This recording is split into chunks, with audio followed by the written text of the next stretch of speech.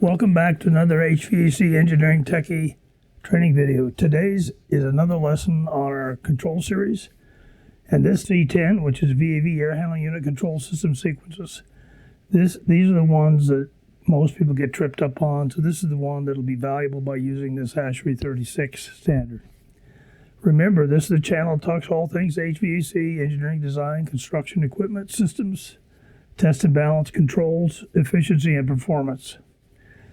So before we start, I'd really like to ask you a favor, and that is if you become a subscribing member, unless you have already, which I appreciate that. But if not, all you have to do is push that subscribe button. Give me a thumbs up if you like the video. It costs you nothing. It's absolutely free. But what that does is Google uses that to evaluate the video, and that benefits me. I'd really appreciate it if you do that. If you've already done it, thanks. So let's get started on VAV. This is somewhat of a long course. I apologize about that, but unfortunately, it's a big subject. Thanks. So again, we're just going to review quickly the training videos we have. I know you've probably already seen these, but we'll go over them again. C1 was a control system basics. DDC controllers was C2, network devices. C3 is control architecture, actually lays out the networks. C4 is DDC control component devices. C5 is control wiring, which is important. C6, water-cooled central plant system sequences. C7 is hot water central plant sequences. C8 is chill water central plant sequences. C9 is constant volume air handler control system sequences. And this one, of course, is C10, the VAV air handler control system sequences. C11 is outside air handler unit control system sequences. C12 is tuning DDC control loops. C13 is how to select and size control valves. C14 is how to select and size control dampers. And C15 is HVAC pneumatic controls, which we'll talk a little bit about what we actually use today out of pneumatics. All right, the main technical resource used in this presentation is ASHRAE Guideline 36-2024. It's the high-performance sequences of operation for HVAC systems. We also use standard industry practices. Now, Guideline 36 is a very comprehensive guide. It's very good. The problem it has is extremely hard to read. And the reason is they try to make it fit every possible application. So what they do is they have a standard piece of a sequence, and then they have 20 or 30 adders to add it in case your system has this or it does that or you have this component. And it makes it so difficult to read. So what I've done is basically I've given you some standard sequences. Now, the sequences I have in these videos don't include every possible sequence.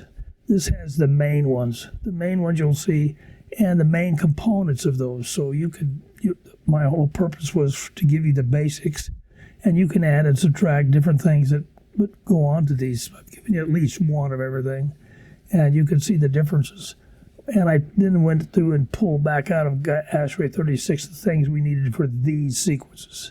So I didn't include those hundreds of things they have in there that aren't in most sequences. So this is precise and maybe make it a lot easier to understand than the way it is in Guideline 36. Normally, the design engineer describes their desired sequence of operation in standard language, in our country, English language, on the drawings or in the project specifications. Now, there are some possible issues. One is new innovative sequences never used before. Now, in our world, the Green Building Movement gives you special points if you innovate something no one's ever done before. And the thinking was that your innovation would save energy. Well, the problem with controls is if you provide a brand new innovative sequence no one's ever seen before, it's probably not going to work because there's a whole lot of things that can go wrong in a sequence. So what we're trying to say is that 99% of every sequence you'll ever need has already been invented and tested and verified. And those are the ones you want to use. You don't want to invent something that's different. Different's not better. Complicated is not better. Simple is best. So we use the stupid principle, of course, keep it simple. The simpler it is, the better it will be programmed, the better it will be commissioned, and the better it will be operated. I always tell young engineers, if you're going to invent something someone's never seen before, I know you're smart, and I'm not saying it'd be bad, but the problem is you're going to have to put enough money in your project so you can train the control guys, you can train the programmer, you can train the commissioner, you can train the test and balance guys, you can train the operators on exactly what your system is intended to do and how it's supposed to work. Because they won't get it right, and they'll get it wrong, and it'll be a problem. So now no one ever does that, put the money in for it, but that's what they should do. Incorrect logic components. What happens is that when the engineer writes his sequence, it's in English, and it's plain language, but that's not how a programmer does it. A programmer, he of course has English, but he doesn't program in English. He programs in the syntax of the language he's working with. And that means a lot of different things. So these general sequences from the engineer need to have a whole bunch of other things they don't have. They need to have timers in there. They need to have entrance points. They need to have exit points. They need to have timers. They need to have all kinds of things they just don't have. And without those, me as a commissioner, I can't really tell how to test it effectively because I don't know exactly what they're going to program. And that's why we need to have exact sequences. And some of them make them too complex for successful implementation. I've seen some sequences that are so complicated you couldn't ever figure out how to program them, let alone test them and operate them. You know, I seen one that had, if you have 35% of the boxes that are doing this, do that. If you have 45%, do this, do that. If you have 65%, now you got to understand, you got to look at every box, and then you have to, it's just impossible. There are sequences already out there to do that, and so it doesn't become that complex. Now, control submittals are supposed to include a rewritten sequence that includes all details required to produce a desired sequence, or supply a manufactured standard sequence that has been fully vetted for actual performance. Unfortunately, that's not what happens. What happens 99% of the time is the control contractor cuts and pastes the English version and puts it on his submittal. And the reason is he's afraid he'll get disapproved because his sequence doesn't match the engineer's exactly. Well, it shouldn't. It should have the actual things you're going to program.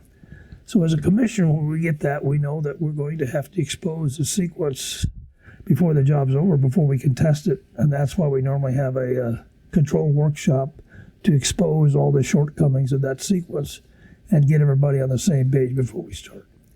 All right, what are the components of a VAV air handling unit schedule? Well, one, we get an operating schedule. We have a condition for start time. We have an end time. Unoccupied schedule, we have the same. Space and variable set points for occupied and unoccupied conditions. Room set point dead band is 1 to 3 degrees. Now, some green building groups are advocating 4 degrees, and I highly don't recommend that. Because, believe it or not, most people, well, almost all people cannot feel 1 degree temperature Fahrenheit. Now, 4 degrees, you betcha they can feel that perfectly. So if you use a 4 degree dead band, you're going to have people get hot, uncomfortable, it's going to get cold, and it's just going to be unhappy occupants the entire time. Dead band needs to be less than 4 degrees. Here's the standards. From standard 36, it says the occupied space should be 75-50% humidity for cooling, 70% 35% for heating, and the night setback should be 90 degrees for cooling and 60 degrees for heating. Now, these are all okay. You know, we used to have here during the 70s when we had our energy crisis, we went to 78 here and 72 here. But, and I think this is fine if that's what you want to use. But 90 degrees for a cooling setback is probably too high. Now, what dictates a setback temperature? Well, it should be the highest or lowest temperature that does not increase the energy usage over that setback to get it down. So in other words, if you have 90 degrees and in the morning you have to cool the 90 degree building down to 75 degrees, that amount of energy, is that less than maintaining the entire night by 84? If it is more, then 90 is not the right temperature. So it's different for every building because it's based upon the mass of the building and what you have to do. But to my feeling, most buildings that I've dealt with, 90 degrees is just a tad too high. It's not going to save you that much energy. So basically, we would, and maybe it's because we have high temperatures. You know, we could be 110 at 10 o'clock at night. So maybe for us, 90 is too high. We have to keep that a little lower, but maybe somewhere it only gets to 90 degrees, fine. not here. And then they have mechanical rooms, which basically, mechanical electrical room, just basically 85 to 65. Operating rooms, whatever the doctors say, normally 65 degrees, 68 degrees. Data centers are 75, 35%. Now, this has changed. In the past, the data people told us that their servers had to have 70 degrees or 75 degrees right at the processor. So we delivered 68, 69 degree air to the room. Nowadays, they're telling us that the chip needs to have 95 degrees. So we can provide 75 degrees to the room. Standard CO2 room limits, CO2 limit of 1200 or actual reading of the room plus 800 parts per million, at 800 parts per million for outside air. So basically, we're saying that, a lot of people just use here, they want 900, they want you to maintain 900 parts per million of the building or less.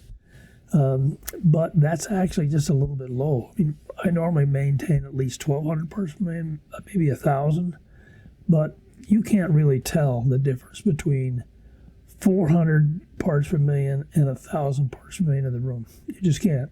A lot of people think they can, but they can't.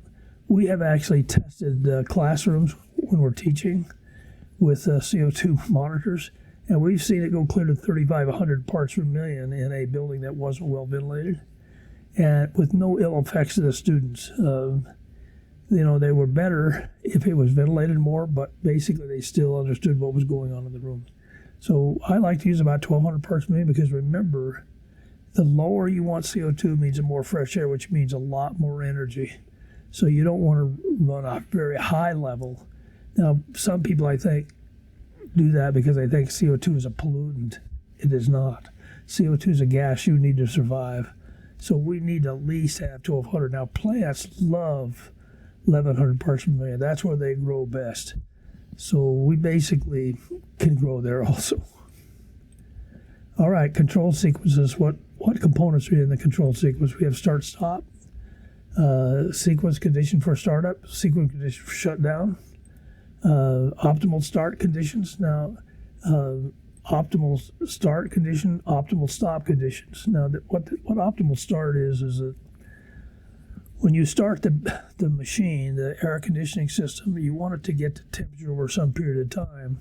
So normally people will start an hour early or guess that it'll be there, but optimal start actually knows how long it takes for the system to get from setback temperature to occupied temperature.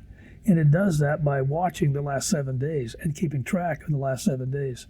So if you use optimal start, it will start your system early enough so that come start time, your scheduled time, the building will be at set point. Now, optimal stop is the same condition. The system remembers how long it takes for the building to get out of temperature, occupied temperature range, and so it will stop the system early. And that's the problem because our HVAC systems make a lot of white noise that you don't ever notice, but it's there. But you turn it off, you'll notice it right away. So what happens, people then start complaining about the noise change. And so we normally don't use optimal stop. It will save a tiny bit of energy, but it can give you a lot of headaches with occupants, so we don't normally use it.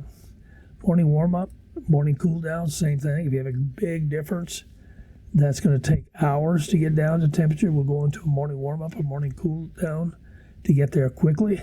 But that depends on your location and what kind of ambient weather you have. Temperature control sequence for both cooling and heating. Temperature control reset sequences for those. Humidity control sequence, and humidity reset sequence if we need those. Supply air pressure control sequence, and the reset sequence for supply air pressure. Building pressure control. Return air fan and relief damper control sequence. Outside airflow control, return air fan and outside air damper relief sequence. CO2 control, economizer control, outside air relief and return air damper control, alarms, and operational data trends. These are all the things that operators need for us to set up for them before we leave the building. Now, a lot of people say, well, alarms and operational data trends, the spec says it shall be capable of. Well, we need to put in those. These are the alarms they need. These are the operational data trends they need. So we set it up for them. If you don't, they won't set them up right away. They'll wait till they don't really know how to do that. You should set these up for them. Now, they could change them or add to them, but you need to set up at least the minimum ones. And then operational reports. Okay, most important items for energy reduction. How to keep your building energy efficient. Loop tuning. All output loops fully commissioned and tuned. Temperature and pressure reset sequences fully commissioned and tested.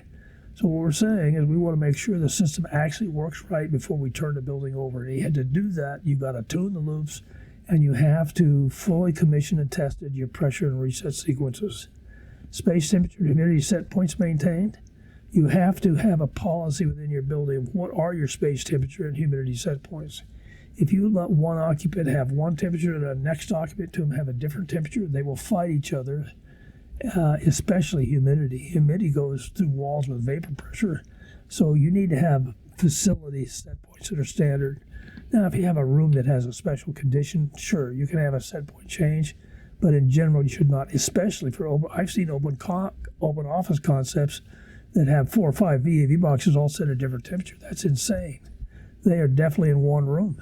So you can't do that. They must be constrained to standard set points. Occupancy schedule strictly maintained.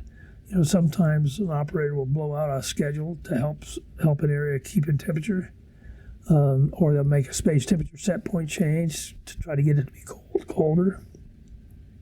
But these can all be problematic if you're fighting your neighbor. So it shouldn't happen. Operations committed to maintain the above. So your operators must be fully committed to maintain these things in the building. If not, persistence will not happen. The energy will go away in this building. You know, it's nothing for an operator that doesn't understand a system to bring it to its knees in energy or in operation. So we need to make sure they're well trained and that they're committed to keeping this building working correctly. All right, so let's first talk about a VAV air handling unit. Now, these get a little long only because there's so many different component parts, and I will go through them best I can, but I want you to understand what's going on. So a VAV air handling unit, here's an air handling unit. You see it's got a full economizer. It's got a return fan, so it pulls the air from the space, runs it through the return air damper, through the filters, through a preheat coil on this particular unit. Not all units have preheat coils. Those are normally for cold climates, you know, where you got freezing air on the outside. We want to heat it up. Goes through a cooling coil, and then it goes through a heating coil, and then it goes to the supply fan, which distributes it down a discharge duct to VAV boxes in each zone, or multiple boxes in each zone. And of course, these boxes vary the airflow to change the temperature in the room. So this is the process. Now, this air handler has an economizer, which has a relief damper, a return damper, and an outside air damper. But it's a VAV unit, so it should have one other thing, and that's a minimum ventilation outside air damper. And let me explain why. So if you have this fan running at 100%, and this fan's running where it should be, which is 100%, it should be equal speed to this one minus whatever the speed is for the amount of CFM it needs to induce in the outside air. Well, if that's true, and then when this fan starts slowing down, if you've got this all balanced, so this gets exactly the amount of air we want for outside air, and this starts slowing down, this is not going to be the required outside air. It's going to go down. And then two things happen. One is the occupants don't get enough ventilation air, and two, the building pressure does not stay positive. It will go negative.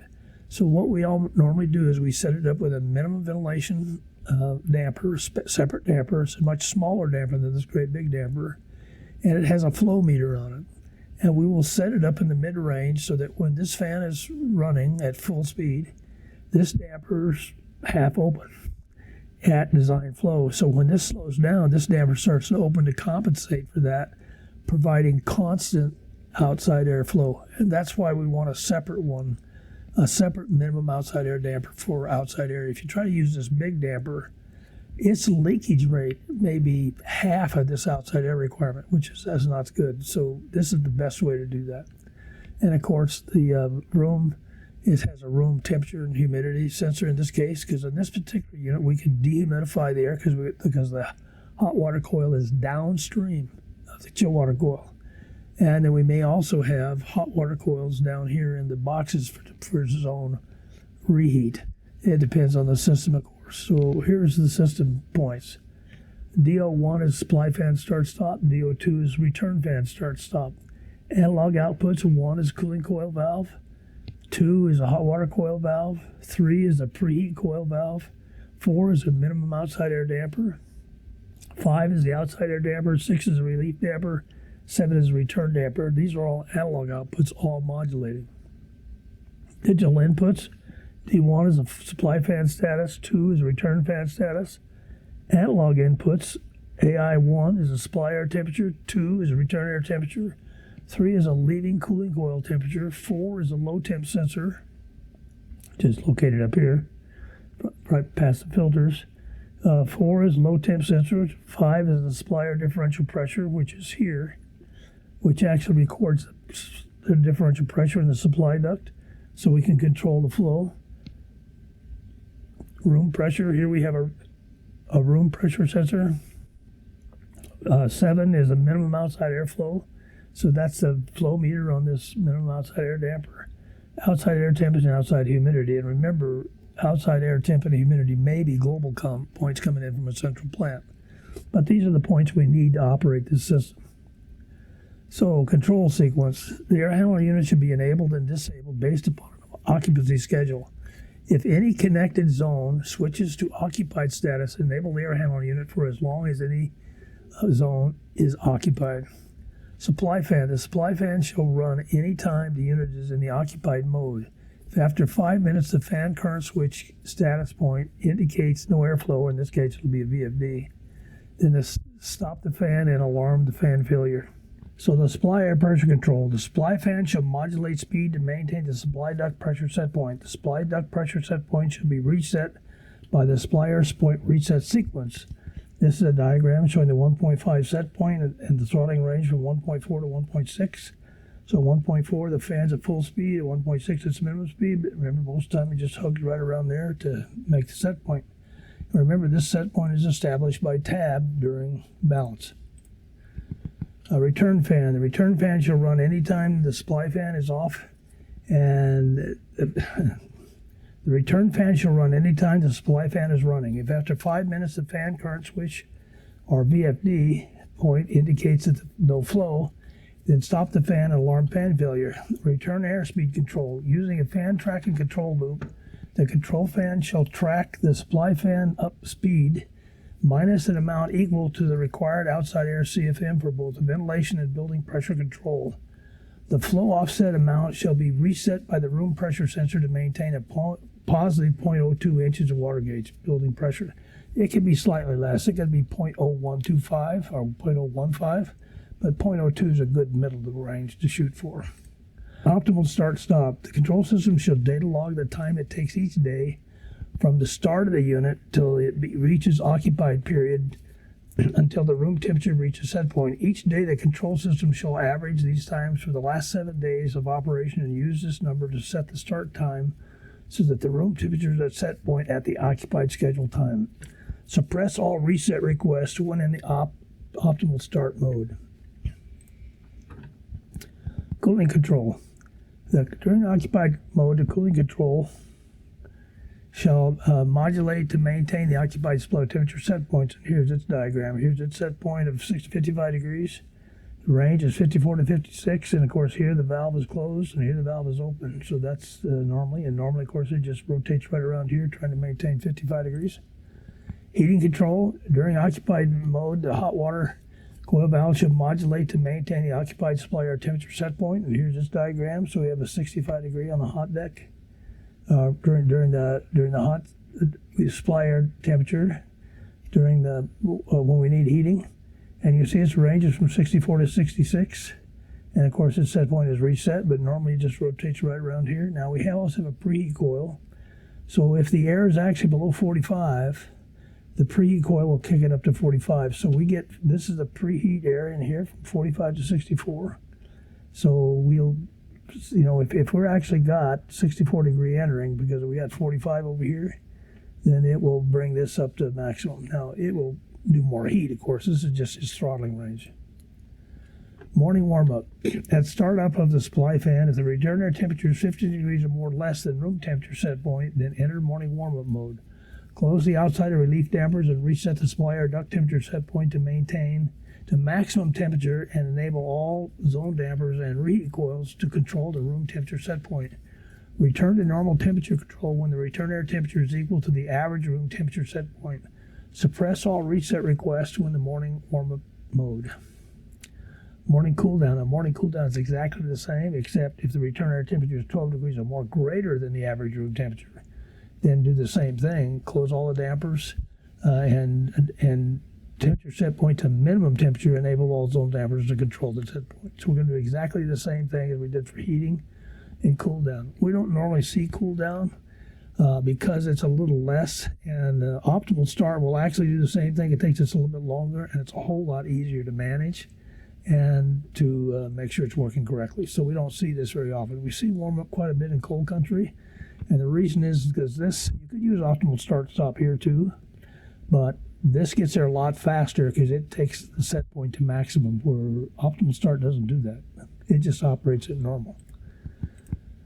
So here's a VAV box, standard VAV box. Remember that it has the air from the air handler enters this side of the box where there's a velocity grid. And of course that goes to a differential pressure sensor on the controller. The air goes through the box. Here's the damper that controls the amount of airflow. And here it goes to the reheat coil and out to the space. A typical VAV box point list is the actuator is VAV damper, AO2 is a reheat valve, digital inputs is an override button, and then if you have a manual sensor, a point sensor rather than a network sensor, then you would have an inlet velocity point, a room temperature set point, a room humidity input, a room temperature input, and a temperature adjustment input. Or if you have a net sensor, it would just be a net humidity sensor and a temperature sensor coming into it. What this means is that this controller has a little subnet that's designed specifically for room sensors, and then it doesn't burn any points on this box. So this is normally what we see nowadays, but you may get into this every once in a while. Typical control sequence. The VAV box shall enable or disable based upon an occupancy schedule. During the occupied schedule, the box shall use occupied temperature and humidity set points. During unoccupied schedule, the box shall use unoccupied temperature humidity set points. Flow control. The controller shall measure the entering air velocity to determine actual flow and to make damper adjustments to maintain a constant air velocity to set point when the upstream duct pressure fluctuates, making the box pressure independent. Cooling temperature control. The controller shall modulate the damper between minimum and maximum cooling airflow and utilize a PID control sequence to increase the airflow, to lower the room temperature, and to lower the air volume to the room to raise the room temperature set point. And here's kind of a diagram of it. So here's the damper airflow. So we have a minimum position, which is our ventilation position. So all boxes should have a minimum so the room can get some ventilation air. And then as the temperature rises, this damper begins to open, increasing more cold air to the room, thus cooling it. When temperature starts to lower and we get into heating mode, then it raises the airflow up to a heating set point, and it increases the valve on the reheat on the box. So that's what a standard VAV box looks like when it's under control. Temperature control. The controller shall modulate the damper between minimum and maximum heating airflow and modulate the hot water valve to maintain the room temperature set point like I just showed you here. Reset control. When the air handler is operating, the VAV box will send reset requests to the VAV controller in accordance with the air handler reset sequence. The reset control is intended to maintain the highest supply air temperature and lowest supply air pressure to maintain room temperature set point. Monitor room temperature and humidity continuously. If the room temperature is above or below set point by more than 3 degrees for more than 15 minutes, send a level 3 trouble alarm. Monitor room humidity continuously. If the room humidity is above 60% for more than 15 minutes, send a level 3 trouble alarm. Data trend box damper position, hot water valve position, and room temperature and humidity with an interval of 15 minutes. Data trend room temperature and humidity with an interval of 15 minutes. This is actually duplicated here. All right, so now we have a different kind of box. That was a standard box. This is a series box. So we have three kinds of boxes. We have a standard box, a series box, and a parallel box. And I'll explain these processes and why we have the different boxes. So this is a series box, and it has a fan coupled to the discharge of the box. So the inlet, the air handler air comes into this VAV valve, which is a standard VAV box. And it goes into this plenum chamber, and then we have this fan and this inlet from the plenum chamber. So what happens on a series box, the fan is on any time the building is occupied. So this fan is sucking air from this valve, and this is variable, it can go from minimum to maximum. So it makes up the difference by sucking in the difference from the plenum air. And then it pushes the air out. So what's interesting is this is constant volume. So this is variable volume. So this actually draws a variable amount from the space to make this up to make this 100%. So why this box is different, you have a VAV system, and it takes and turns it into a constant volume system. So, normally VAV is variable flow, constant temperature, and this one changes it into a constant flow, variable temperature. And where we use these is anywhere where we have a constrained pressure requirement in a room. Like not an operating room, well, we could, but mainly we have this for like a sterile room or an exhaust or bathroom or restroom or dirty linen room, something that needs that pressures always need to be a certain way. In a VAV, the pressure will change in the room. As the airflow gets less, the pressure changes. So if you can't have that, then you have a VAV system, you put a series box on it, it gives you constant flow. And then you can deal with the pressures every time, all the way. So this is what it is. Its set point, its pointless is exactly the same. Got a supply fan relay, turn it on off. You got a VAV damper and a hot water reheat valve, analog outputs. You got a digital input or a room override button. And then you either have these points or you have a net sensor, bring it in the net sensors. Normally there'd be network sensors, but that's what we have.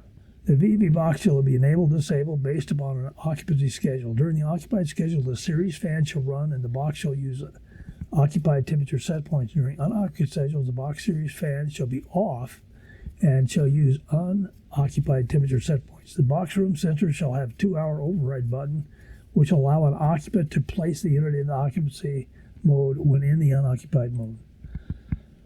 Flow control. The controller shall measure the entering air velocity to determine actual airflow and make damper adjustments to maintain a constant air velocity to set point when the upstream duct pressure fluctuates, making the box pressure independent. The cooling control shall modulate the VAV damper between minimum and maximum cooling airflow set point, utilizing a PID control loop to increase the airflow to lower the room temperature and decrease the airflow to raise the room temperature set point. The series fan runs at the constant speed when in the occupied mode and varies the amount of induced plenum air to mix with the VAV air for total flow, provides constant volume, variable temperature, airflow to the room. The heating control. The controller shall modulate the damper to minimum flow set point and modulate the hot water valve to maintain the room temperature set point. So remember, the fan's always on. When it needs cooling, the damper opens to give it more cooling. When it needs heating, the damper's at minimum, and then the hot water coil comes on to provide heat. Reset control. When the air handler is operating, the VAV box shall send reset request to air handler controller in accordance with the air handler reset sequence. The reset controller is intended to maintain the highest supply air temperature and lowest supply air pressure possible to maintain the room temperature set point. In cooling mode, I should mention. Monitor the room temperature and humidity continuously. If the room temperature is above or below set point for more than 3 degrees for more than 15 minutes, send a level 3 trouble alarm. Monitor room humidity continuously. If the room humidity is above 60% for more than 15 minutes, send a level 3 trouble alarm. Data trend: box damper position, hot water valve position, and room temperature and humidity with an interval of 15 minutes. And here I've doubled up on the temperature for the room and humidity. You already got it, so you don't need to do it twice. All right, so here's the third kind of box, a parallel terminal unit. So it is similar to a series box, except it's not in series, it's in parallel. So what happens, we've got the cold VAV box here, and in summer mode, when it's in cooling mode, this is a standard VAV box. This will increase and decrease air to the space to cooling. Now during the winter, during heating mode, it turns on this fan, and it will draw in enough air here to make this through the space. So this fan is also constant volume. So what happens is when we're in heating mode, this fan is at minimum. I mean, this box is at minimum, and the fan draws air from the plenum and heats the space. So now what is the advantage of this box? Well, this box is used for perimeter heat. So what happens during cooling mode is a standard VAV box, but during winter, it can produce a higher airflow and higher heat load to provide perimeter heating, like for glass walls or something good coming in. And that's what we use these for a lot. And also they're a little more efficient because they use the heat of the plenum. So the plenum contains all the heat that's coming from the space, and so it can use that to heat. So it's a little more efficient than a regular box because it uses less heating energy. And the set points are exactly the same as the other boxes. DO1's a supply fan start-stop. AO1's a VAV damper. AO2 is a hot water valve. And digital inputs. If you got digital inputs, the override button and the velocity sensor, temperature sensor, humidity sensor, and room sensor temp adjustment. Unless you have a net sensor, then these won't be there. It'll be a regular net sensor. Typical control sequence. So the schedule of the VAV box shall be enabled, disabled based upon occupancy schedule. During the occupied schedule, the box shall be occupied. Use occupied temperature set points. During unoccupied schedules, the box shall use the unoccupied temperature set points. The box room sensor shall have a 2-hour override button, which will allow an occupant to place a unit in occupied mode when in the unoccupied mode. And when they push that button, it wakes up the air handler if it's not already woke up. And when the air handler wakes up, it'll wake a central plant up if it's not already woke up. So then it starts control of resets from that position. Flow control. The controller shall measure their entering air velocity to determine actual airflow and make damper adjustments to maintain a constant air velocity to set point when the upstream duct pressure fluctuates, making the box pressure independent. Cooling temperature control. During cooling control, the parallel box fan should be off, and the controller shall modulate the damper between minimum and maximum cooling air flow set points, utilizing a PID control loop to increase the air volume to lower the room temperature and decrease the air volume to raise room temperature. To set point provides variable volume, constant temperature airflow to the room. During heating control, the parallel box shall be on at a constant speed. The controller shall modulate the damper to minimum airflow set point and modulate the hot water valve to maintain the room temperature set points. The parallel fan runs when in the occupied mode and is off when in the unoccupied mode. The fan runs at a constant speed and varies the amount of induced plenum to mix with the VAV air for total flow. Provides constant flow of variable temperature airflow to the room. You'll see that the damper is at minimum here, and then when the temperature rises, the damper opens up to cool it. When it goes into heating, it will turn the hot water valve on to heat to the room, and the fan is on constant when it's in the heating mode. Reset control. When the air handler is operating, the VAV box shall send reset requests to the air handler controller in accordance with the air handler reset sequence. The reset controller is intended to maintain the highest supply air temperature and lowest supply air pressure possible to maintain the room temperature set point for cooling. For heating, it's kind of the other way. It's not to put the heat into the box. Monitor the room temperature humidity continuously. If the room temperature is above or below set point for more than 3 degrees and for 15 minutes, there's a trouble alarm. Level 3 trouble alarm. Monitor room humidity continuously. If the room humidity is above 60% for more than 15 minutes, and send another level 3 humidity alarm. Data trend the box damper position, hot water valve position, and room temperature and humidity with an interval of 15 minutes. It said now go to data trend the room humidity again, but we already have it up here. So this is the sequence that we've had problem with the past of the years. And the reason is what would happen is with these two things, the supply duct pressure and the supply duct temperature are tied together in physics in the room.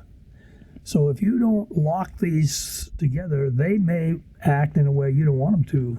Many times you would set this all up and be working fine, come back the next day, they'd be totally wound up. Temperature would be at the absolute minimum. Maximum, I mean, the temperature would be as cold as it possibly could be and the fan would be at minimum speed. Still works, right? But it didn't do what you wanted it to do. That's because it's tied up in physics. So this is what we want to work on to be able to get to where we want to work the way we want it to work. This is a reset action programming parameter. And I'm not going to go through this in detail because it's confusing unless you've talked about the other first, which I'm going to talk about next. But when you want to actually do a program, you might need to come back and look at this to see what limits you place before you take an action. But you should be able to get it off the graphs without having to come to this. But if you do, this is it. This is really confusing to make. So here we go. Supplier temperature and pressure reset control. Every 2 minutes, evaluate the system reset request. If the actual box flow is less than 50% or the room temperature is more than 5 degrees above set point for more than 2 minutes and the VAV damper is less than 95% open for more than 2 minutes, then send 3 reset requests. If the actual box flow is less than 75% or the room temperature is more than 3 degrees above set point for more than 2 minutes and the VAV damper is less than 95% open for more than 2 minutes, then send 2 reset requests. If the VAV damper is greater than 95% open for more than 2 minutes, then send 1 reset request until the damper is less than 85 degrees open. If the VAV damper is less than 95% open for more than 2 minutes, send 0 requests or don't send anything at all. Reset range for the supplier DP shall be from 0.5 inches to 1.75 inches water gauge. Reset range for the supplier temperature shall be from 55 to 70. See the reset parameter table for action based upon the number of resets. Now remember, these set points and these ranges are all selectable by you or by the designer. And so you have to be able to make sure these ranges fit your job. They may not. I mean, 70 degrees may be too high for a cold deck, but it may not. So it depends on what you're actually doing and what your maximum temperatures you think you're going to have, and which ones offer you the maximum energy potential. So here's the parameters. These are what are important. So if you look, this is the supplier temperature reset parameter. And remember that other sequence said that we're going to constrain the temperature based upon the fan profile. So what that actually means is we're trying to economize the temperature maximum because we get the best energy effect by not using the temperature. If we can make it work at a higher temperature, we'll use less energy. And we're constraining the fan. Now we're kind of operating the fan in a 2 or 3 stage. So from start to about 70-75% fan, we want to rely on the fan. Above 75%, we'll start to reduce the temperature and increase the fan. When we're above 95% or 100% of fan, now we'll reduce the temperature. And that's what we're trying to do. So here's the things. This is the set point. The set point, initially set point is 60 degrees for temperature. The minimum set point is 55 and the maximum is 70. Time delay after start is 4 minutes or 2 intervals. Now you'll notice that this interval is 2 minutes, whereas on the water side we use 3 minutes. And the reason for that is that the air side is slightly more critical and the water side reaction time is better. So this reaction time is not quite as good, so we have a little shorter profile. And I would not go below 2 minutes. That's pretty minimal by itself. These timings are all set. You can set them whatever you want. But this is what they recommend. Time interval is 2 minutes. The ignore requests, so we have a certain amount of requests that are ignored. And this number is set by around 10% of your connected load. So if you have 30 boxes on this air handler, you would be at 3. Now, there's no magic to this number, except if you want to make it more responsive, you lower it, you go to 2. If you want to make it more energy efficient, you go to 4, because it's ignoring requests, right? It's keeping the temperature back. It's not letting you go reset as fast. So then our I is our ignored request. R is the request change request. And what happens, of course, the box is out in the space. The space is saying, hey, I need some colder air. So it sends a request. If it meets these parameters right here, it sends a request upstream. And the air handler gets a request and adds them up. And this is the process, and we'll go through what that is. So the reset action, reset always follows energy. So anytime you reset it, you're spending more energy. When you're trimming, you're spending less energy. So that's up, one's down, depending on what it is. It's heating, the signs change, but that's what it's basically doing. So on this cooling, we're going to change it at a 1/4 degree per every reset. So for every reset we get, we're going to change it 0.25 with a maximum of -1. So in any one time period, that interval, we're going to allow up to 4 requests to actually change the temperature. If we have more than that, it's going to ignore them and going to do this maximum, which is -1. And then when we trim, we're going to trim at +1. So we go up really slow, 1/4 degree, and we go down really fast. I'm sorry, 1/4 degree. And then when we're trimming, we go up really fast. Again, we're prioritizing energy is what we're doing here with this. Now, here's the formula. If the resets are greater than the ignores, I, then the temperature reset equals R minus IR times RV, this value here. So if you have 7 reset requests come in from the field, you subtract 3, you have 4. So you take the 4, multiply it times 0.25, well, that equals -1. So you're good to go. You got -1, you can make a change. Now, if you have 10 coming in, you're going to have more, but you take that, so you take 3 minus 10, 7, and you multiply that times 0.25, well, you can't do more than -1 because it's a limit. So no matter if you have more and more and more, you're still going to make it -1 degree. So then when you trim, if R is less than or equal to I, the ignores, then the temperature trim equals change set point by set point trim. So when you have no resets, which it could be, you could have 3 resets coming in, but your ignores are 3, so it makes 0. Anytime it sees 0, it's going to trim. So it will now change by a point, by 1 degree. So that's the way these work. Res action increases energy uses, trim lowers energy. 2, initial settings to 10% of total connected load. So that's these ignores. 3 tolerances for limits are time is a half a second, 0.05 seconds. Temperature is 0.1, 1/10 of a degree, and speed is 0.5% or 3 hertz. These are the tolerance levels for the different measurements. This is a supply air pressure parameter. Same thing. Now remember that these exactly same resets are driving both this loop and this loop. So you got these incoming things that are driving 2 different things, but these tables here is what set up the different loops. So this is, we have a set point, which starts at 0.75. That's the initial one. Our minimum set point is 0.50, and our maximum is 1.75. Now this 1.75 would have been set by balance during balance for the maximum flow set points. But they also need to come up with a minimum flow with this 0.5 inches. And the way you do that is figure out where your minimum flow is on all your boxes for ventilation air, and that needs to be your set point. So they need to measure that, or at least come up with some way of doing that. And you may want to set it just a little bit higher so you have a little bit more air, but either way, that's how you set the lower value. Time, again, is 4 minutes for delay time. 2, the intervals. 3 is the ignore request. And we're going to change the set point 0.05 inches per every request at a total of 0.15 inches at a time, which means we can have 3 of these, right? 3 of these requests, and then we're going to trim at the same 0.15. And again, the formula is the same. If the resets are greater than the ignores, then it's R minus IR times res variable there, but it can't go over this limit. And if your resets are less than or equal to I, the ignores, press trim.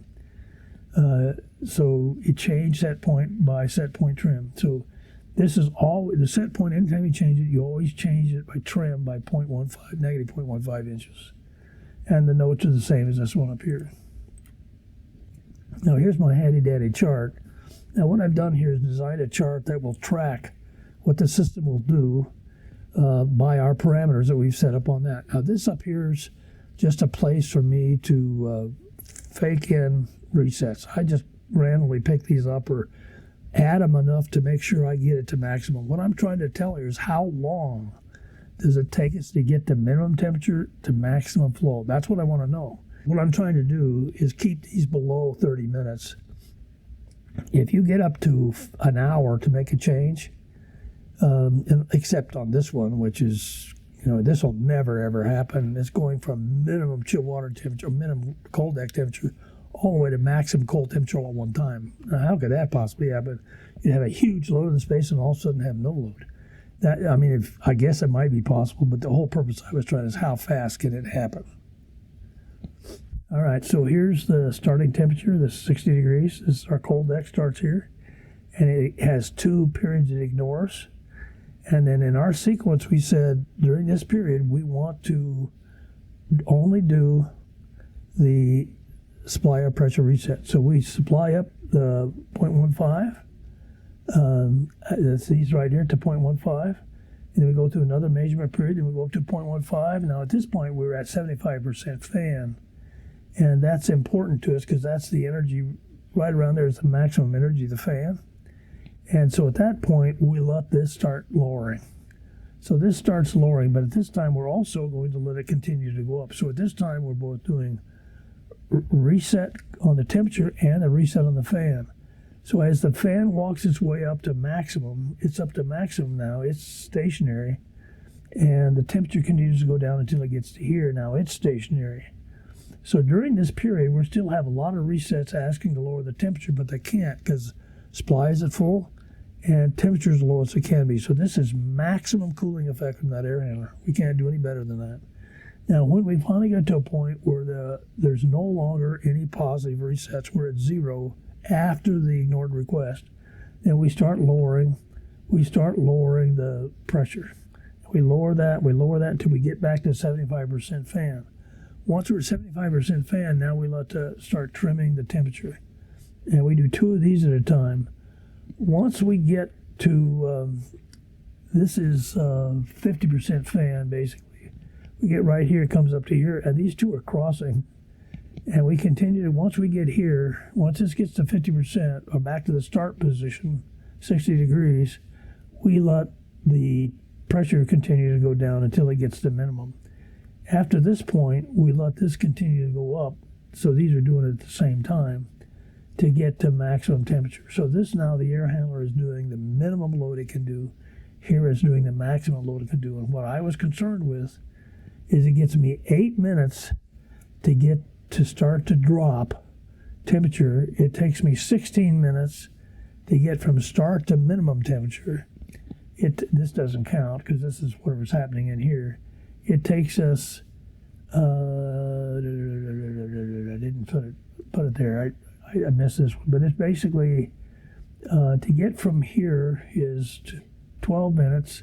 So all these are under a half hour. So we're in good shape. We're in absolutely good shape. Now go from very start to full maximum is 16 minutes. In 16 minutes, we can get to full cooling load, which is really, really good. Maybe even too fast. We might want to slow this down. But anyway, right now, that's what this is. And then over here, we get from beginning cooling to maximum in 18 minutes. So basically, in less than 1 hour, we can go from start to full cooling to minimum cooling in less than 1 hour, which is good. The reason I use a half hour because people will put up with a half hour. They won't put up with much longer than that. You know, if they feel they're uncomfortable and then they wait 10 or 15 minutes, it starts to feel a little bit better, and then 10 or 15 minutes a little bit better, they're happy, they're fine. But if they wait an hour and they don't feel benefit, you're going to get a telephone call. So anyway, this is the chapter, the regular chart I use, and this is just a test for me to see. And the only reason I do this is because you need to realize that when I did this before without these step sequences, I've had it take an hour and a half or 2 hours to make a set point change from start to minimum. Not acceptable, doesn't work. But the reason this works is because we can vary. We have all these ways of varying what's maximum, what's minimum. So we can take a zone that's really bad and affect it right away. And that's why this works well. Preheat control. Modulate the preheat hot water valve to maintain the preheat set point temperature of 45 degrees measured at the leading side of the cooling coil. If the cooling coil outlet temperature drops below 38 degrees, stop all fans, close the relief and outside air dampers, and open the reheat and chill water coil valve 100% and send the level 2 freeze alarm. So this is just its freeze alarm. Now, the reason the preheat coil can use the temperature sensor downstream of the cooling coil is because the minimum cooling coil set point is 55 degrees. So it'll never see 45 degrees. So that's why we can use that same temperature set point. Minimum outside air control. During occupied mode, the minimum outside air damper shall modulate to maintain the minimum outside air flow meter set point. The minimum outside air damper shall be closed when the unit is in the unoccupied mode on the supply fan is off. Room pressure shall reset the damper flow meter to maintain building pressure set point of plus 0.02 inches water gauge. If the pressure set point is not achieved, modulate the main outside air damper open until space pressure is achieved. Tab shall set the return fan airflow and the outside air damper position to provide minimum outside airflow for the design ventilation air and to provide building design pressurization for both minimum and maximum supply air fan flows.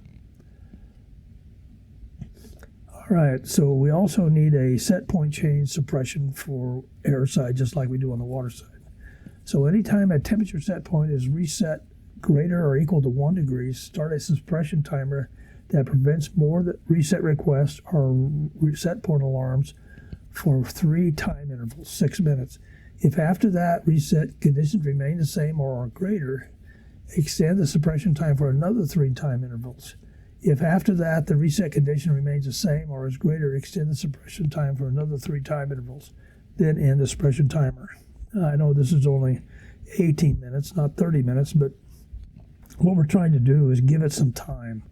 If you don't do this and you have a room that's high mass and you send a 3 requests in because you need a change, and it starts to change the airflow, but it doesn't do it fast enough to be able to actually make a difference because the room has high mass, then your reset sequence in 2 minutes will send another 3 requests, and then in 2 minutes another 3 requests, and it will drive your requests to maximum, even though the unit is working, but it's just not fast enough. So we're trying to give it slow it down to give it some time. And if after the 18 minutes it doesn't happen, then it'll go back and do a regular alarm. It means it's taking too long to get to where it needs to be. So these are our set point requests, and you can do them more than just temperature. But with the way I've done the other resets for humidity and things, they're not a standard reset, so they really don't need a suppression. But temperature certainly does.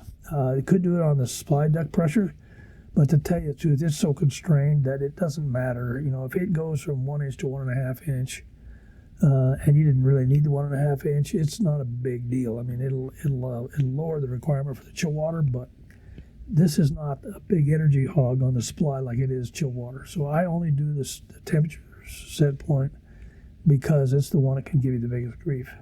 Dehumidification control. If the occupied mode, the room humidity rises above 60% for more than 5 minutes, place the cooling coil into dehumidification mode.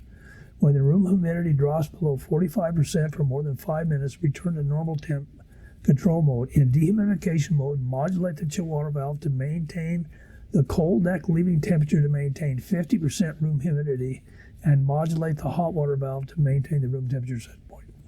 So when you got high humidity, you're going to drop this temperature cold and wring out the water, and you're going to use the heating coil to heat it back up so don't freeze the people, and that's dehumidification mode. Now, it provides dehumidification, but it's not cheap. You're spending a lot of money to do that, so you don't want to. Some people just drop it wild. They don't control it.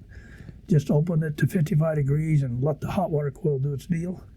But I don't like doing that. I like to maintain it, so we're trying to maintain a 50% set point in the room. So it will dive right away, and then once it gets to 50%, it'll tip up and modulate to 50%. And then if it actually gets drier in the room, it goes below 45, then you turn it off. That's my preferred sequence. Dry bulb economizer. Now remember, we have 2 types of economizers. We have enthalpy and we have dry bulb. Dry bulb are the best because they're easiest. Enthalpy has humidity sensors, which get out of calibration much easier than temperature sensors. And when I work on existing buildings, when I go in the building, most economizers are disabled because they've had a problem and they're just too hard to figure out, so they just turn them off. If the fan operating and the outside air temperature is between 40 and 70 degrees and the outside air temp is 10 degrees below the return air temp for more than 15 minutes, enter economizer mode and modulate the outside air relief and return air dampers and maintain the room temperature set point, or in this case, the supply or duct set point.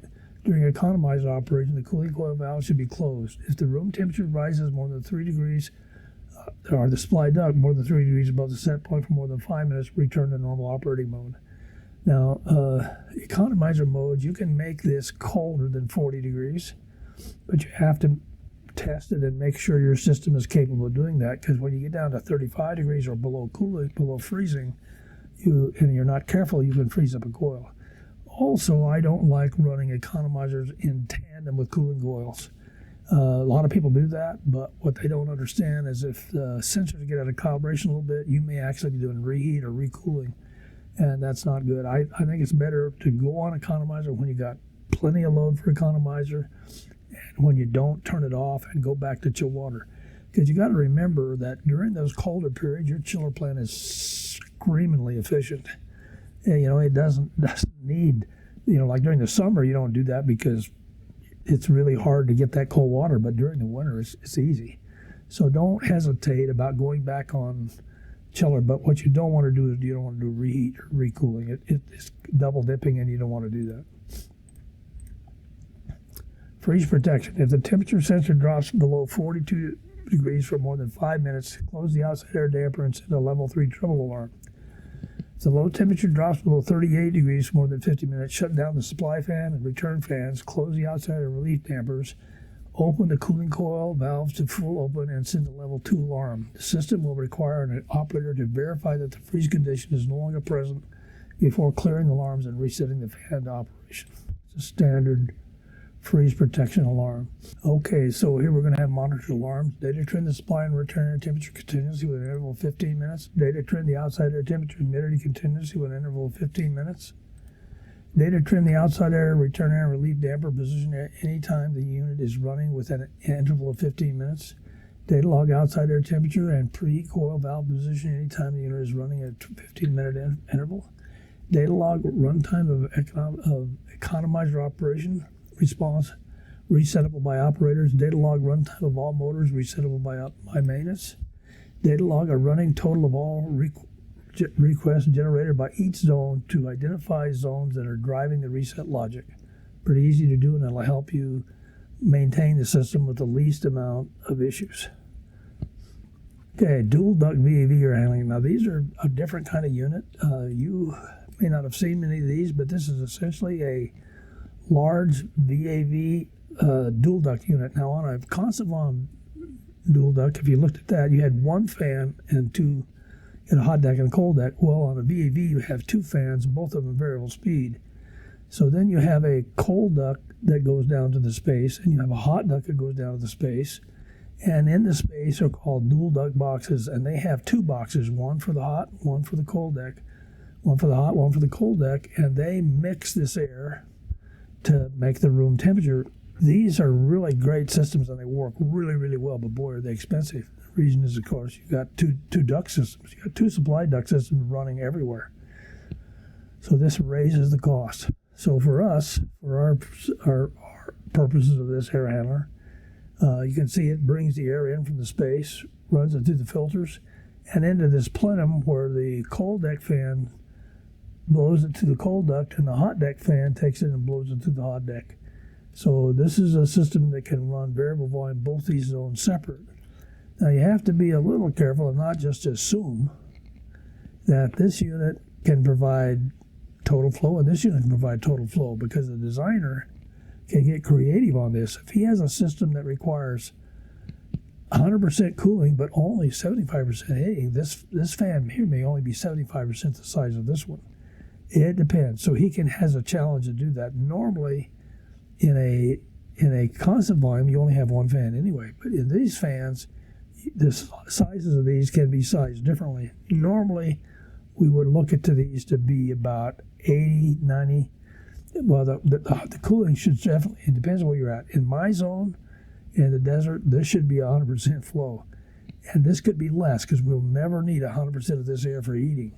However, in the frozen north, it might be the other way around. So you have to know what's going on. If not, they'll both be full-size fans. Supply outputs. DO1 is the fan start, cold deck fan start stop. DO2 is hot duct supply fan start stop. And then 3 is return fan start stop. Analog outputs. AO1 is a cooling coil valve. 2 should be 2. Hot water coil valve. 3 is the outsider damper. Relief damper, return damper. cold deck supply fan speed, hot deck fly fan speed, return fan speed. So we have these speeds on the fan. So I got my numbers messed up a little bit here. Digital inputs, DI1 is a cold deck supply fan status, 2 is a hot deck fly fan status, 3 is return fan status. Analog inputs, 1 is a cold deck temperature, 2 is a cold deck fan flow, 3 is a hot deck temperature, 4 is a hot deck fan flow, A5 is return air temperature, 6 is return air fan flow, mixed air flow temp sensor is 7, 8 is outside air temperature, 9 is outside humidity, 10 is cold deck supply air pressure, 11 is hot deck supply air pressure, and 12 is room pressure. Now, the reason we have these flow meters here, basically what we have is we have flow meters on the rings of these air handlers, is because fan tracking, we have to know what the total of these fans are to actually adequately fan track. Control sequence, the air handler should be enabled to disable based upon the occupancy schedule. If any connected zone switches to occupied status, enable the air handler for as long as any zone is occupied. Supply fan, both supply fans shall run at any time the unit is occupied mode. If after 5 minutes either fan status point indicates no airflow, then stop the fans and alarm failure. Supply air pressure, each supply fan shall modulate speed to maintain their respective supply duct pressure set points. The supply duct pressure set point should be reset by the supply air set point reset sequence. And again, here's its set point for the supply duct pressure, 1.5 inches. If it goes down to 1.4, the fan's going to be at full speed. If it goes down to 1.6, it'll be at minimum speed, but normally it'll just rotate right around there. A return fan shall run anytime the supply fan is running. If after 5 minutes the fan current switch status point indicates no airflow, then stop the fan and do a fan alarm failure. Return speed control, using a fan tracking control loop.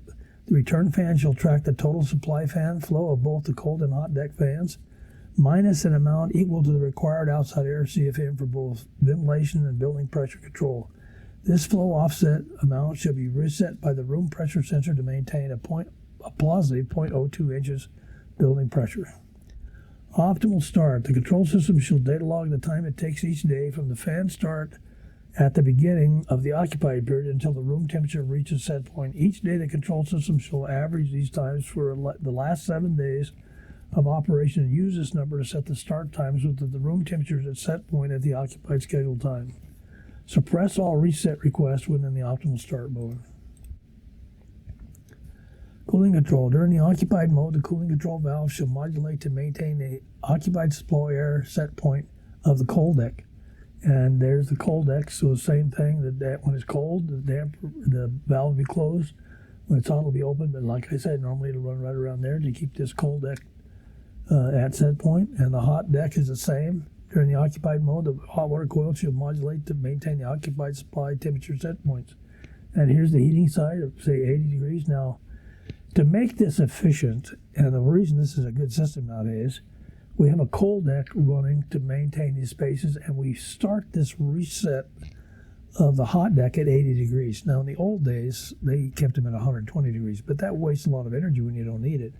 So we're going to set it at about return air temperature and let the system reset it when it needs it. The system doesn't need hot air, but we're not going to do anything, so we're going to let it go. So morning warm-up. At the start of the supply fan, if the return air temperature is 15 or more less than the room average temperature set point, then enter morning warm-up mode. Close the outside air and relieve dampers and reset the supply air hot deck temperature set points to maximum temperature and enable all zone dampers and reheat coils to control the room temperature set point. Return to normal temperature control when the return air temperature is equal to the average room temperature set points and return the hot deck set point, the starting set point temperature. Suppress all reset requests during the morning warm-up mode. Morning cool down is exactly the same, but if the return temperature is 10 degrees or more greater than the average room temperature, then you do the same thing. You run it, and then you suppress all the set points during cooling. We don't see many cooling down because, remember, optimal start will do the same thing. It just takes a little longer, but it's a little less intrusive to the space and a little easier to make sure it's working correctly. So most people don't do cool down. They will do warm-up if you're in cold country because it takes way too long to do optimal start. because this actually goes to maximum set point, so he gets there quickly. This is a dual duct box. The dual duct box has a hot box and a cold box, both of them full VAV boxes. Now, in the old days, when we just had a constant volume dual duct, these were on a common shaft, so when one was open, one was closed, so they always were constant volume because they were mixing air between the two. Well, they mix air now, but they can go to zero. So our analog puts are actuator 1, actuator 2, velocity sensor inputs, velocity 1, velocity 2, and then we have net sensors from both. We have a net sensor driving temperature for both units and driving the humidity for both units. So basically, we normally run the room sensors into the cooling controller, and then we network from here to here to get to the hot deck controller. Or sometimes we have a direct link to depending on the controller. So the cold deck controller should modulate the damper between minimum and maximum airflow set point utilizing a PAD control loop to increase the air volume to lower the room temperature and decrease the air volume to raise the room temperature to set point. The cold deck air is mixed with the minimum airflow from the hot deck, providing variable volume, variable temperature to the room. Now, this is the beauty of these systems here. You can do this differently. Right now, I showed mine. I'm bringing 50% of the outside air through the cold deck and 50% of the out air from the hot deck. So I'm splitting it half and half. No, you don't have to do that. I mean, you can bring all of your outside air from the hot deck or all of your outside air from the cold deck. I chose to do equal, just a choice. What are you going to do? But here it is for cooling. It gets warmer, then the cold deck valve comes on. If it needs heating, then the hot deck valve comes on to do that. Here's a heating control loop. The hot deck control shall modulate the damper between minimum and maximum airflow set point utilizing a PID control loop to increase the air volume to raise the room temperature and decrease the air volume to lower the room temperature to set point. The hot deck air is mixed with the airflow from the cold deck, providing variable volume and variable temperature air to the room. So these are actually not valves. These are the dampers on the boxes opening or closing. And then if we need to reset them, we'll reset the temperature of the air coming into those. Reset control. When the air handler is operating, each VAV box shall send reset request to the air handler controller in accordance with the air handler reset sequence. Reset control is intended to maintain the highest supplier cold deck temperature and the lowest supplier pressure and the lowest supplier hot deck temperature and the lowest supplier deck pressure possible to maintain the room temperature set. And remember, we always prioritize temperature over pressure. Monitor points. Monitor the room temperature continuously. If the room temperature is above or below set by more than 3 degrees for more than 15 minutes, then a level 3 trouble alarm. Monitor the room humidity continuously. If the room humidity is above 60% for more than 15 minutes, send a level 3 trouble alarm. Data trend room temperature continuously with an interval of 15 minutes. Data trend cold deck and hot deck temperatures continuously with an interval of 15 minutes. And here's our reset sequence. The reset sequence shall reset both the supplier temperature and the supplier differential pressure using the following trim and respond logic loop. The reset sequence shall be constrained by the supplier temperature reset based upon the supplier fan speed to provide supplier temperature energy priority. The cold deck supplier temperature shall start at 60 degrees set point and the hot deck supplier temperature shall start at 80 degrees. The cold deck supplier pressure starts at 1 inch and the hot deck supplier pressure shall start at 0.85 inches. The constraints on the temperature set point change shall conform to the cold deck and hot deck reset action programming tables for both positive reset requests and negative reset requests. The cold deck temperature set point should be reset by the dehumidification control when in dehumidification mode. And again, here are these formula inputs and outputs.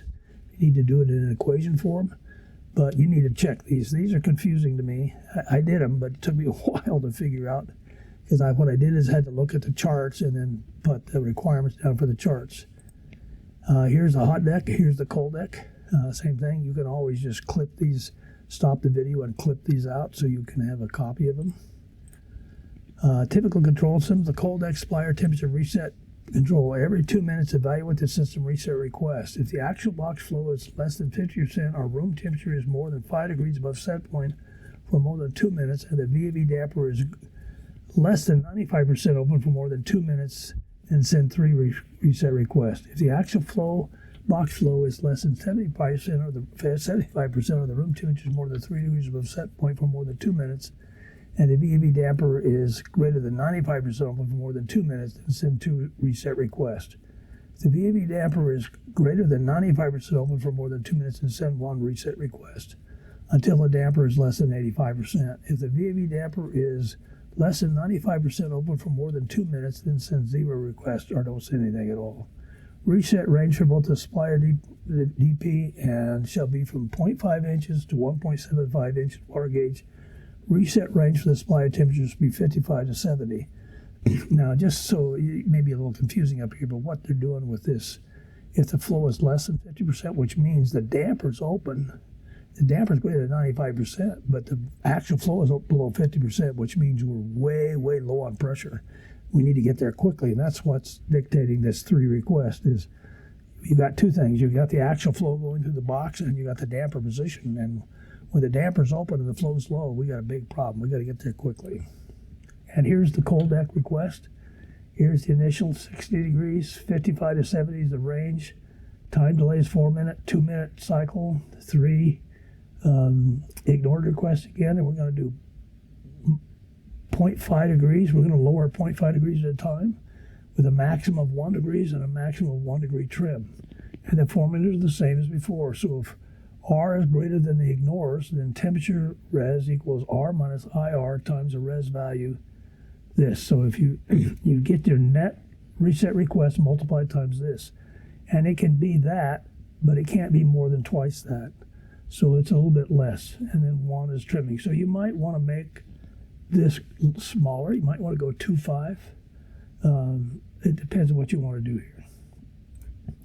And this is the cold deck pressure. So we're at 0.75 start, 0.5 minimum, 1.75 maximum. And we're going to change it 0.05 inches, maximum 0.15 minus 0.15. And you can cut these out again to get these exactly. The hot deck supplier temperature every 2 minutes. Evaluate the system reset request. If the actual flow is less than 50% or room temperature is more than 5 degrees below set point for more than 2 minutes, and the VAV damper is greater than 95% open for more than 2 minutes, then send 3 reset requests. If the actual box flow is less than 75% of the room temperature is more than 3 degrees below set point for more than 2 minutes, and the VAV damper is greater than 95% open for more than 2 minutes, then send 2 reset requests. If the VAV damper is 95% open or more than 2 minutes, then send 1 reset request until the damper is less than 85%. If the VAV damper is less than 95% open for more than 2 minutes, then send 0 request. Reset the range for the supplier duct Setpoint should be 0.5 inches water grade to 1.79 inch. Reset range for the supplier temperature should be 80 to 105. So we're going from return temperature 80 degrees up to a higher temperature. Now this could be higher. You can set this to 120 degrees or whatever you think you might need. And here's these points. We're going to start at 80. We're going to go from 75 to 105. Okay, this should be 2 minutes. These didn't get changed. This was copied over from chill water. So these are 2 minutes. This is 4 minutes and 2 minutes. It's what it shows here. And we're going to go up a half a degree to 1 and minus 1.5. So we're going down faster than we're going up. And the hot deck supplier is 0.85 start. Minimum is 0.5 to 1.75. Time delay is 4 minutes, 2 minutes. Yeah, this should be up here, 4 minutes and 2 minutes. 3 ignores, and we're going to go 0.05 at a time, up to a maximum of 0.15 and down at 0.15. So again, these are our parameters. Here's my handy dandy chart. So you can see here's the 0.25. So I think I have a little error here. We'll go back. This should be 0.25, not minus 0.5. I knew it was quarter. It should be quarter, so I make a little error there. It's hard to keep all these numbers accurate as you go along. So again, here's my chart where I'm trying to tell how long it takes to actually do this stuff. So you can see up here is these random requests I put in, trying to generate maximum change. So we start at 60 degrees, and we maintain the degrees for 2 cycles. And then we start upping our fan until we get to 75% fan, and then we let us temperature drop to minimum. So now we're at temperature minimum. And at this point, the fan continues up till it gets to maximum. So at this point, right here, we're at maximum cooling of this air hammer. It has the maximum flow, and the minimum temperature. When we get to this point where we start getting negative responses, we no longer have positive resets, it starts decreasing the fan until it gets down to 75%, and then it starts increasing the temperature up to its original start point, and then they both start moving down. This one continues to move down, this one continues to move up. At this point, we're at the minimum capacity of this air handler. Here we're at maximum capacity, here we're at minimum capacity. So it takes 12 minutes to get the full fan. It takes us 16 minutes to get to the coldest temperature. It takes 22 minutes to get from supply fan down to lowest fan, and it gets 36 minutes to get from coldest cooling to warmest cooling temperature. So again, what I'm trying to do is make sure I'm somewhere around the half-hour maximum temperature to get from one to the other. So this will work well. They'll feel temperature right away when they need it. And of course, we change the set point of the cooling coil. This may go lower than 55 or some other degree when we're in dehumidification mode. And this is the hot deck one. So we start here at 80 degrees, go over, and then we start dropping when we get requests. We want to go up, so it does two things. It comes up, and both of them go down together until they get to minimum fan, minimum temperature. So this was the cooling. We were needing more cooling, so at that point we need less heating. So this is the lowest point of this air handler for heating. And then as we started dropping the cooling, we need more heating. So then it starts upping the fan and the heat until it gets to the original set point, and then it stays. This goes on up till 75% fan. And then it continues on up until it gets to maximum, and then we let this go up the rest of the way. So again, these are all under 30 minutes. We don't have a problem with timing. Remember, none of these will ever look like this. They'll normally just bounce around one or two and bounce around. But I'm trying to see what it looks like. It's the absolute limits of maximum and minimum capacity.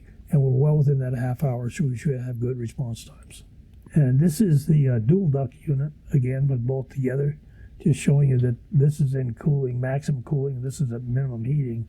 Then as this goes up, the heating gets up to maximum. And then anytime, we got point suppression again.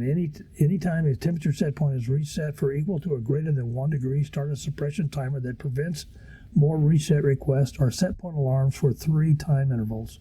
If after that the reset condition remains the same or is greater, extend that suppression time to another 3 time intervals. And if after that the reset condition remains the same or is greater, enter the suppression timer, extend it to another 3 time intervals.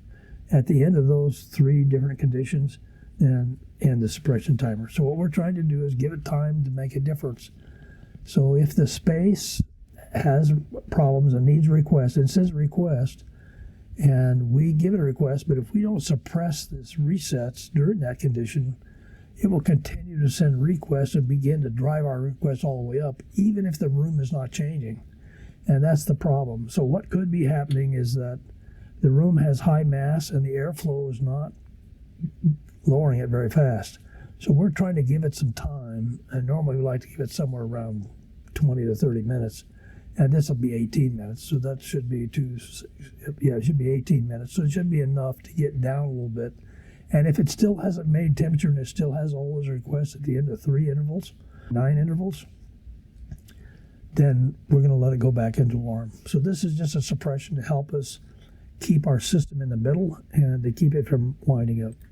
Dehumidification control. If during the occupied mode the room humidity rises above 60% for more than 5 minutes, place the cooling coil in dehumidification mode. When the room humidity drops below 45% for more than 5 minutes, return to normal temperature control mode.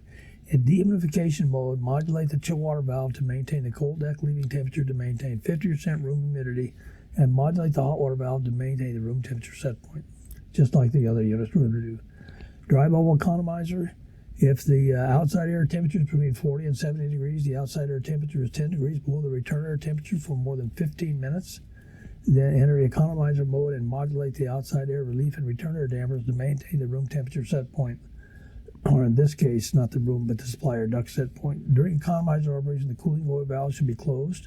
If the room temperature, if the supply duct rises more than 3 degrees of set point for more than 5 minutes, return to normal operation mode. So it's going to run to the set point of the supply duct and we're going to run that. So you might want to tighten this up. It might be 2 degrees or so. It might not be 3 degrees.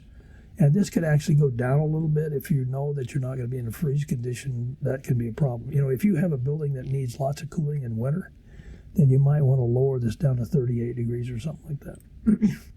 Freeze protection: if the low temperature sensor drops below 40 for more than 5 minutes, close the outside air damper and send a level 3 trouble alarm.